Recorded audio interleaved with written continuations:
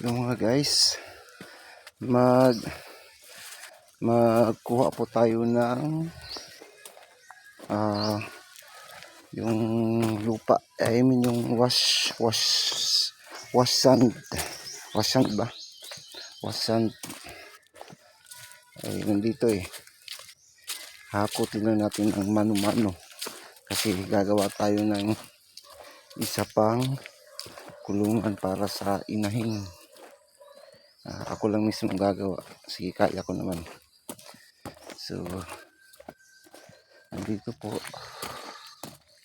so ito yung dala ko, sako at saka isang pala ba, ito. So parang natira, kunti na lang natira, yan na natira.